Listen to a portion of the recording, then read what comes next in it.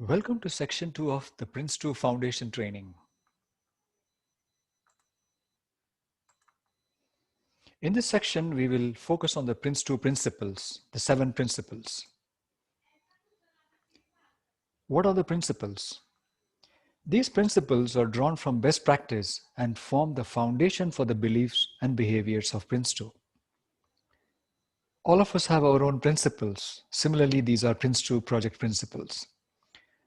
These principles are universal, meaning they apply to all projects. These are self-validating, meaning they are proven by several years of practice. These principles validate themselves or verify themselves. They're also empowering, meaning they give practitioners the confidence and ability to influence management of projects. Universal, self-validating, and empowering. A PRINCE2 project must follow all the 7 principles. We took a brief look at the 7 principles earlier in the previous section. Let us look at them in depth now. The 7 principles once again are continued business justification, learn from experience, define roles and responsibilities, manage by stages, manage by exception, focus on products, and tailor to suit the project. The first principle, continued business justification. For the foundation exam, it is important to understand the theory. You need to recollect the words, the terminology, the concepts, the definitions as they are. A PRINCE2 project requires continued business justification, meaning there should be a justifiable reason for starting the project. The justification is documented and approved. The justification remains valid throughout the life of the project. A simple justification could be to develop a non-polluting automobile, to develop a new type of vehicle without creating pollution, or which does not create pollution or cause pollution. Creation of a vaccine as another project will also require a justifiable reason. Therefore, all PRINCE2 projects require justification. These justifications will be covered in more depth in the business case theme afterwards. The justification is not only at the beginning. The reasoning needs to be good throughout the duration of the project. If the reason is not sufficient enough, the project may be changed or may be stopped or halted. The chosen option must provide value for money. Because projects have investments, the investment must be safeguarded or protected.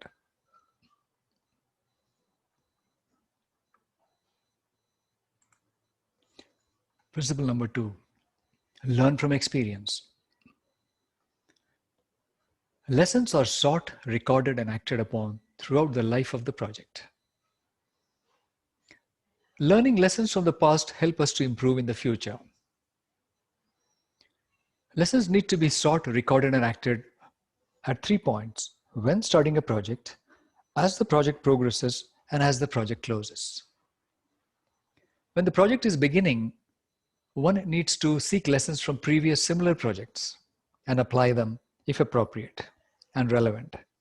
As the project progresses, lessons should be continuously learned and applied for improvement purposes. And when the project is closing, key lessons should be summarized and submitted for use by other projects in future.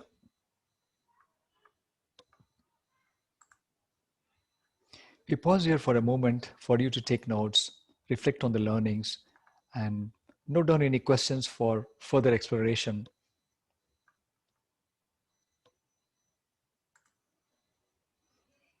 The next principle, define roles and responsibilities. A PRINCE2 project has defined and agreed roles and responsibilities with an organization structure that engages the business, user, and supplier stakeholder interests. All PRINCE2 projects need to define clearly the roles and responsibilities in line with PRINCE2's defined roles and responsibilities. Note that there are 3 key stakeholders or stakeholder interests: business, users, and suppliers.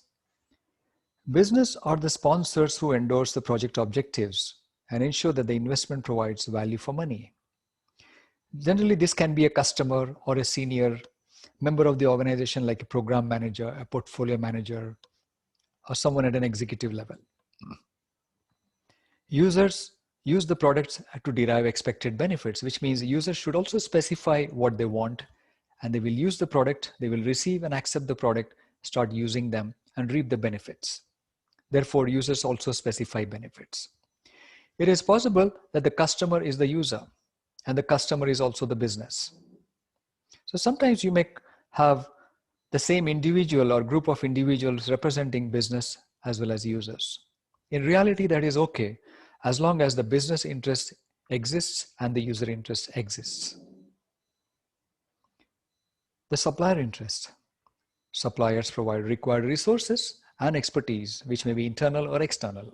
Some projects may utilize internal resources and suppliers, and some utilize external, and some use both internal as well as external suppliers. Resources mean not only people, but equipment, materials, supplies, etc.